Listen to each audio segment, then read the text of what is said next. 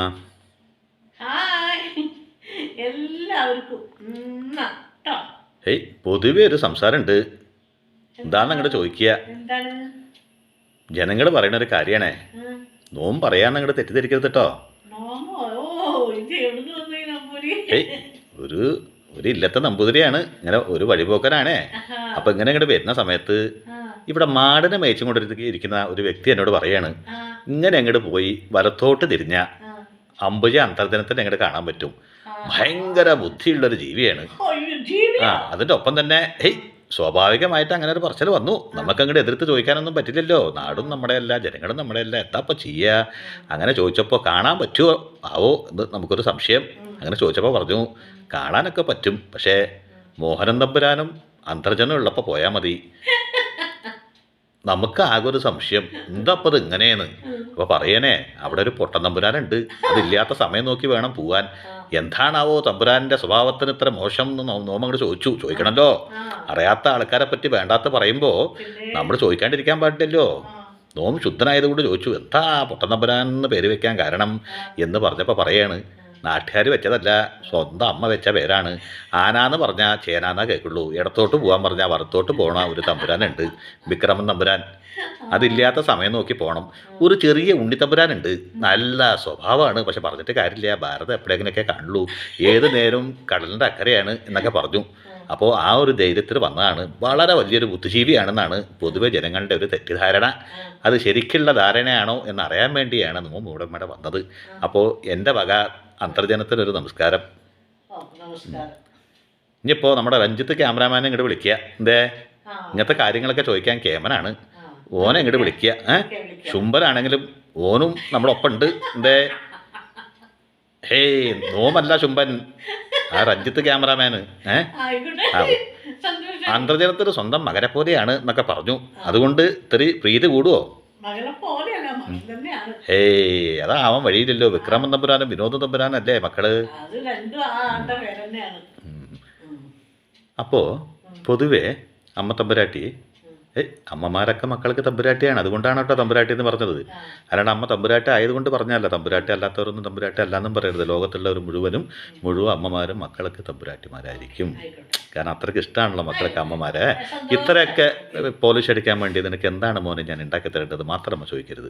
ഇപ്പോൾ ഞാൻ ചോദിക്കാൻ പോണ ചോദ്യം എന്താണെന്ന് അറിയാമോ? യഥാർത്ഥത്തിലമ്മ എപ്പോഴും ചോദിക്കും, വീണ്ടും ആൾക്കാർ എന്തിനാ മോനെ ഈ ക്ലിഞ്ചായ ചോദ്യങ്ങളൊക്കെ ചോദിക്കണമെന്ന്. എത്ര ക്ലിഞ്ചായാലും ചില ചോദ്യങ്ങൾക്ക് മഹത്തായ അർത്ഥമുണ്ട്. കാരണം എന്താ അറിയോ, അമ്മയുടെ കയ്യിൽ തോന്നുന്ന കാശുണ്ട്, അമ്മ ഭയങ്കര പ്രശസ്തിയാണെന്ന് കരുതുക, ചുമ്മാ വിചാരിക്കുക, അങ്ങനെയൊക്കെയാണെന്ന് വിചാരിച്ചോളൂ. ഈ ലോകത്ത് എന്തും വാങ്ങാൻ കഴിവുണ്ട്. യഥാർത്ഥമായ സ്നേഹബന്ധങ്ങൾ നിങ്ങൾക്കില്ലെങ്കിൽ ഇതൊക്കെ ഉണ്ടായിട്ട് നിങ്ങൾ എന്ത് ചെയ്യും? അതാണ് എൻ്റെ ചോദ്യം. നിങ്ങളുടെ കയ്യിൽ ഒരുപാട് സമ്പത്തുണ്ട്, ഈ ലോകത്ത് എന്ത് വേണമെങ്കിലും മേടിക്കാൻ പറ്റും, ലോകത്ത് എവിടെ വേണമെങ്കിലും പോകാൻ പറ്റും, വരാൻ പറ്റും, അതെല്ലാം നിങ്ങളുടെ കയ്യിലുണ്ട്.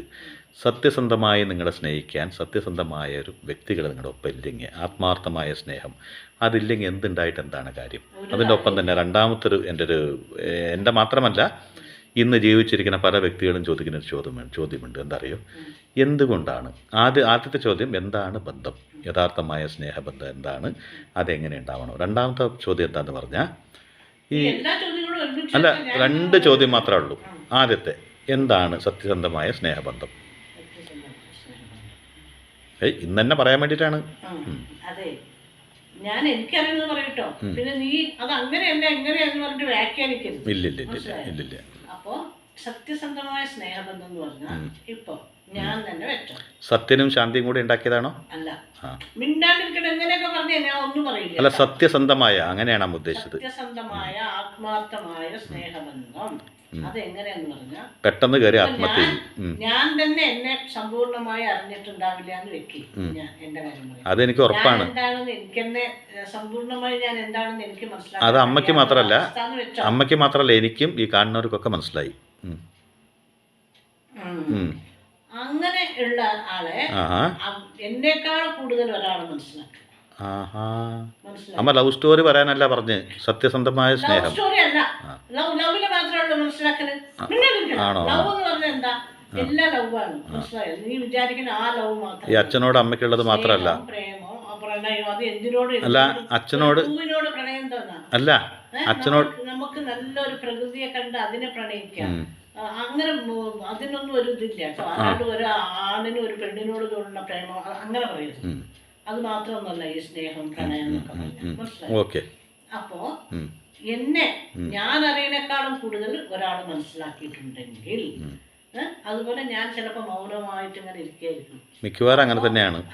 അല്ല, നമ്മൾ എന്തെങ്കിലും ഒരു മൗനത്തിൽ ഇങ്ങനെ ഇരിക്കുന്ന സമയത്ത് നമ്മളെ കണ്ട് എൻ്റെ ആ മൗനത്തെ പോലും വാചാലമായി വായിച്ചറിയാൻ പറ്റും ചിലർക്ക്. ആരെങ്കിലും ഒരാളെങ്കിലും ഉണ്ടാവും നമ്മുടെ ജീവിതത്തിൽ. അങ്ങനെ നമ്മളെ അറിയാൻ കഴിയുന്നവരാണ്. നമ്മളറിയാതെ നമ്മുടെ എല്ലാ കാര്യങ്ങളും അവർക്ക് മനസ്സിലാകും. നമ്മളറിയണേക്കാളും കൂടുതൽ അവർക്ക് അറിയാൻ കഴിയും. അതുപോലെ നമ്മുടെ മൗനം പോലും വാചാലമായി വായിച്ചെടുക്കാൻ കഴിയും. ഒരു പുസ്തകം വായിക്കും പോലെ വായിച്ചെടുക്കാൻ കഴിയുന്നവരാണ് ശരിക്കും യഥാർത്ഥമായ ബന്ധങ്ങളുള്ളവർ. അതിന് രക്തബന്ധം വേണമെന്നൊന്നുമില്ല, മനസ്സിലായോ? രക്തബന്ധമോ കൂടപ്പിറപ്പോ അങ്ങനെ സഹോദരം അങ്ങനെ ഒന്നും വേണ്ട. അല്ലാതെ അങ്ങനെ എത്രയോ നമ്മളെക്കാട്ടിലും കൂടുതൽ മനസ്സിലാക്കാനും നമ്മുടെ മൗനത്തെ കൂടും വാചാലമായി മനസ്സിലാക്കാൻ കഴിവുള്ളൊരു വ്യക്തി എവിടെയുണ്ടോ, നമ്മുടെ ഓരോ ചലനങ്ങളും മനസ്സിലാക്കാൻ കഴിവുള്ളവർ, അവരാണ് യഥാർത്ഥമായി നമ്മളെ സ്നേഹിക്കുന്നവർ.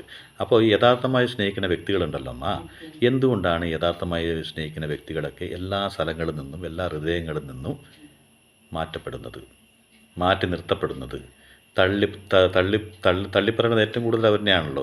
എന്തുകൊണ്ടാണ് അങ്ങനെ സംഭവിക്കുന്നത്? മീൻസ് ഏത് വ്യക്തിയാണോ ഏറ്റവും കൂടുതൽ സ്നേഹിക്കുന്നത്, ഏത് വ്യക്തിയാണോ കുടുംബത്തെ, ഫ്രണ്ട്സിനെ, എന്തിന് ഒരു സ്നേഹത്തെപ്പോലും തന്നെ ജീവിതത്തെക്കാളും കൂടുതൽ സ്നേഹിക്കുന്ന വ്യക്തികളെല്ലാം സമൂഹത്തിൽ മാറ്റി നിർത്തപ്പെടുകയാണ്. അവരെന്നും മാറി നിൽക്കേണ്ടി വരുന്നത് എന്തുകൊണ്ടാണ്? അതെന്താ അറിയോ? അത് അവരുടെ ഒരു ചെറിയ ഒരു തെറ്റാണ്. അത് തെറ്റെന്ന് പറയാൻ പറ്റില്ല. എന്താന്ന് പറഞ്ഞാൽ അവരുടെ മനസ്സിലുള്ളത് എന്താണോ അത് പ്രകടിപ്പിക്കും. അത് മറ്റുള്ളവർക്ക് വിഷമാവോ അല്ലെങ്കിൽ മറ്റുള്ളവർക്ക് വല്ലതും തോന്നുമോ അങ്ങനെ ഒന്നും അവർ ചിന്തിക്കില്ല. അവർ കാണുന്ന അല്ലെങ്കിൽ അവർ കേൾക്കുന്നത് എന്താണോ അതിനവർ പ്രകടിപ്പിക്കും. അവരുടെ മനസ്സിലുള്ള സന്തോഷമായാലും ദുഃഖമായാലും ദേഷ്യമായാലും പ്രകടിപ്പിക്കും. അത് ഒരു ചീത്ത സ്വഭാവമാണെന്ന് പറയില്ല. പക്ഷേ ചില ഇടങ്ങളിൽ അത് ഒരു ചീത്തയായി തന്നെ വ്യാഖ്യാനിക്കപ്പെടും. കാരണം എന്താണെന്ന് പറഞ്ഞാൽ അങ്ങനെ പറഞ്ഞു ഇങ്ങനെ പറഞ്ഞു എന്നുള്ളൊരു പേര് വരും. കാരണം അവർക്ക് മൗനമായിരിക്കാൻ പറ്റില്ല. അവരുടെ ഉള്ളിൽ എന്താണുള്ളത് അത് അവർക്ക് അവിടെ പ്രകടിപ്പിക്കുക. അപ്പോൾ ഞാൻ ചോദിക്കട്ടെ, ഈ സത്യസന്ധമായി നമുക്കൊരാൾ പറഞ്ഞ കാര്യം ഇഷ്ടമായില്ല, അതിന് നമ്മൾ അപ്പം തന്നെ ഉത്തരം കൊടുത്ത് അപ്പം തന്നെ മറക്കുന്നതാണോ നല്ലത്? അതോ ഇഷ്ടമാവാത്ത കാര്യം ആണ് നമ്മളോട് ഒരാൾ ചെയ്തതെന്നുണ്ടെങ്കിലും അവരെ നോക്കി പുഞ്ചിരിച്ച് ഒരു കുഴപ്പമില്ല എന്ന് പറയണ പോലെ വന്നിട്ട് പിന്നിന്ന് പോയിട്ട് കുറ്റം പറയണതാണോ ശരി? ഒരിക്കലും അതല്ല. അവർ പറയുന്നത് ശരിയല്ല എന്ന് തോന്നി അപ്പോൾ തന്നെ മറുപടി പറഞ്ഞ് അത് അപ്പം തന്നെ മറക്കുന്നതാണ് ഏറ്റവും നല്ലത്. അങ്ങനെ സത്യസന്ധമായ മനുഷ്യരല്ലേ നല്ലത് ജീവിതത്തിൽ? അങ്ങനെയുള്ള മനുഷ്യരൊക്കെ മാറ്റി നിർത്തപ്പെടുമ്പോൾ അവർ ചെയ്യേണ്ടത് എന്താണ്? അതാണ് എൻ്റെ ചോദ്യം. അവിടേക്കാണ് എൻ്റെ ചോദ്യം വരുന്നത്. എല്ലാവർക്കും അവരെ മനസ്സിലാവണമെന്നില്ല.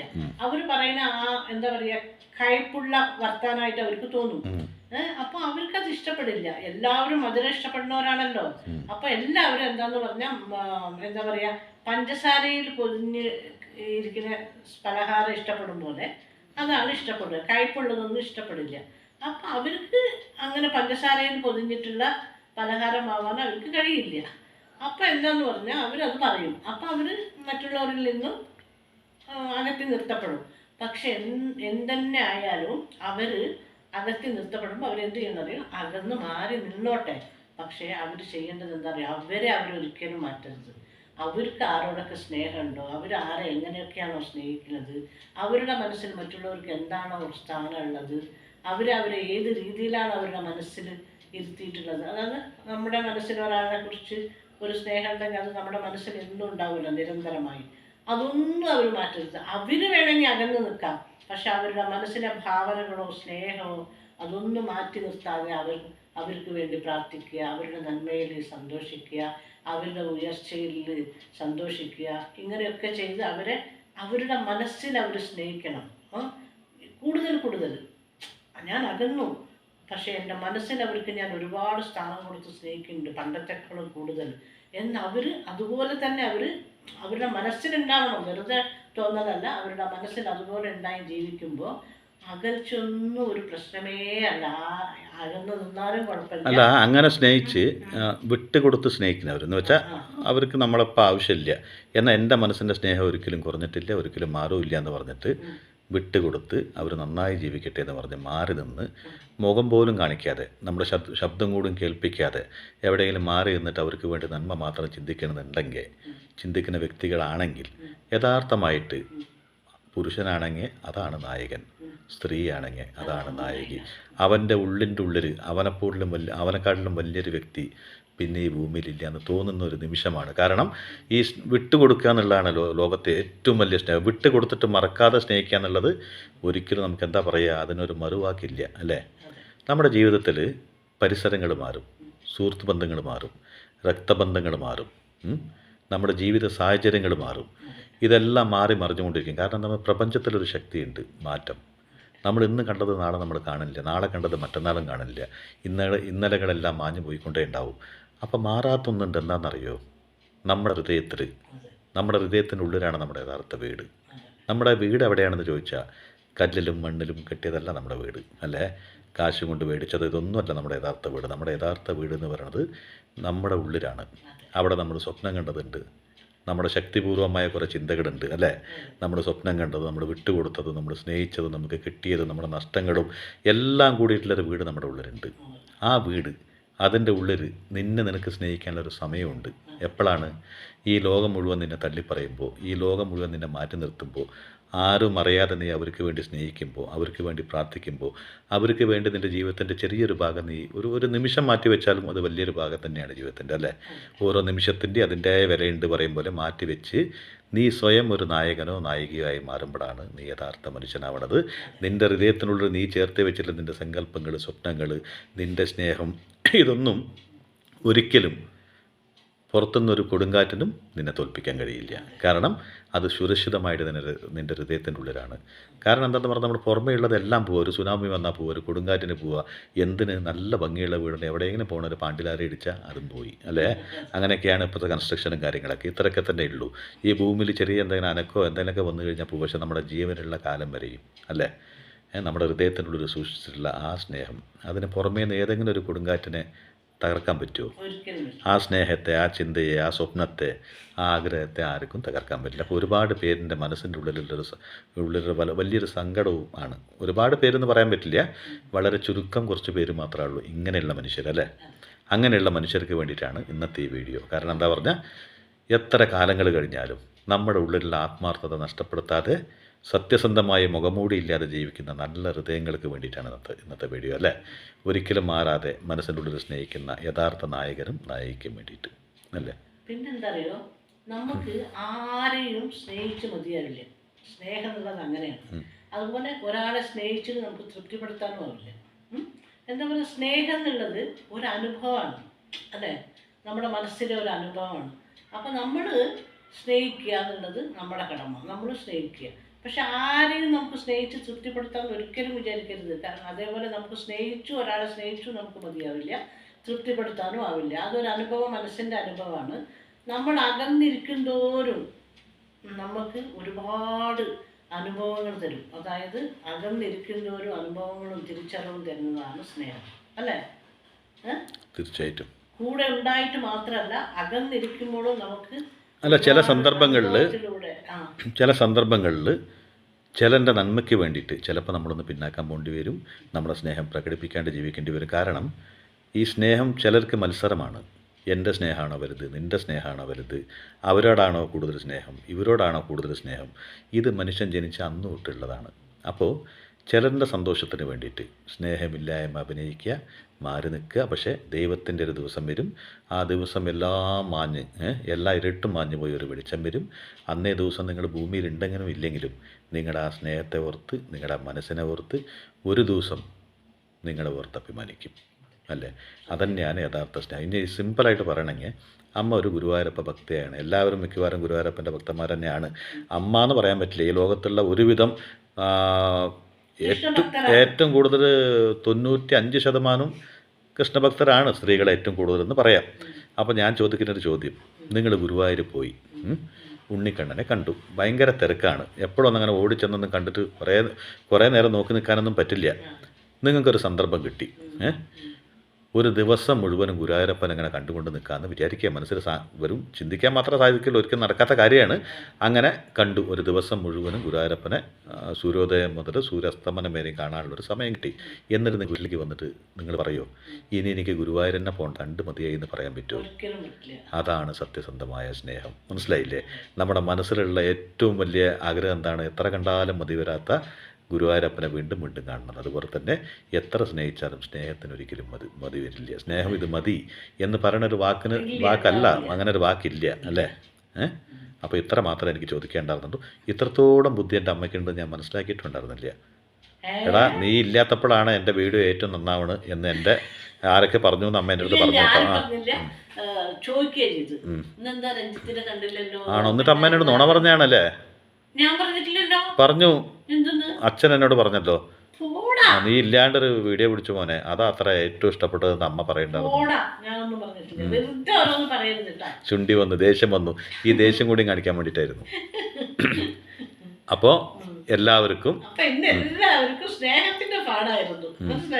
ക്ലിഞ്ചായിട്ട് തോന്നും. പക്ഷെ ക്ലിഞ്ചാണെങ്കിലും നിങ്ങൾ ആദ്യം കേൾക്കുമ്പോൾ ക്ലിഞ്ചായിട്ട് തോന്നിയിട്ടുണ്ടെങ്കിൽ രണ്ടാമതൊന്ന് കേട്ട് നോക്കുക. അപ്പോഴും ക്ലിഞ്ചായിട്ട് തോന്നുന്നുണ്ടെങ്കിൽ എന്തെങ്കിലും മനസ്സിൽ ചെറിയൊരു വിഷമം വരും. ജീവിതം എന്ന് പറഞ്ഞാൽ എന്നും സന്തോഷമൊന്നും ഉണ്ടാവില്ലല്ലോ. ജീവിതത്തിൽ ചെറിയ ദുഃഖം എവിടെയെങ്കിലും മനസ്സിൻ്റെ അരികിലൂടെ കടന്നു പോകുമ്പോൾ അപ്പോൾ ഈ വീഡിയോ കാണുമ്പോൾ നിങ്ങൾക്ക് തോന്നും ഇത് ക്ലിഞ്ചല്ല, ഇത് കേൾക്കേണ്ടതായിരുന്നു അല്ലേ? പിന്നെ എന്താന്ന് പറഞ്ഞാൽ എന്തൊക്കെ സമ്പത്തുണ്ടായിക്കോട്ടെ, എത്രത്തോളം ഐശ്വര്യം കൊണ്ട് നിറഞ്ഞ് നമ്മൾക്ക് ഒന്നും വേണ്ട ഇനി എന്നുള്ള ഒരു ഇതുണ്ടെങ്കിലും കൂടി സ്നേഹം എന്നുള്ളതൊന്നില്ലെങ്കിൽ പിന്നെ എന്താണ് ഉള്ളത് ലോകത്ത്? സ്നേഹം ഇല്ലെങ്കിൽ ഇതൊക്കെ ഉണ്ടായിട്ട് ഒരു കാര്യമില്ല. അതാണ് എല്ലാവർക്കും അറിയുന്ന കാര്യമാണ് അല്ലേ? ഒരുപാട് സമ്പത്തുണ്ട്, നമുക്കെല്ലാം ഉണ്ട്. സ്നേഹിക്കാൻ ആളില്ല, സ്നേഹിക്കപ്പെടാൻ ആളില്ല, നമുക്ക് സ്നേഹിക്കാനില്ല എന്ന് പറഞ്ഞാൽ ഒരു കാര്യമില്ല. അപ്പോൾ സ്നേഹം എന്ന് പറയണത്, അപ്പോൾ അമ്മയെ സ്നേഹിക്കുന്നവരും അമ്മ സ്നേഹിക്കുന്നവരും എല്ലാവരും സ്നേഹത്തിൻ്റെ ചെറിയൊരു പാഠം അമ്പുജേഷൻ നമ്മുടെ കയ്യിൽ നിന്ന് അല്ലേ? അത് അയാൾ പോയല്ലോ, അയാൾ കൂടുതൽ നേരം നിൽക്കില്ല അമ്മ. എന്നെ അല്ല, വഴിപോക്കനല്ല, എൻ്റെ ഉടമസ്ഥനാണ് മൂപ്പർ. എൻ്റെ കയ്യിൽ ക്യാമറ തന്നിട്ട് മുതലാളിയാണ് മൂപ്പർ, പറഞ്ഞിട്ട് പോയി. ബാക്കി ഡ്യൂട്ടി എൻ്റെ ആണല്ലോ. അപ്പോൾ ഇത്രയും മതിയല്ലോ, ഇതെന്നെ കൂടി പോയി തോന്നുന്നു. ഓക്കെ, അപ്പോൾ ബൈ എല്ലാവർക്കും.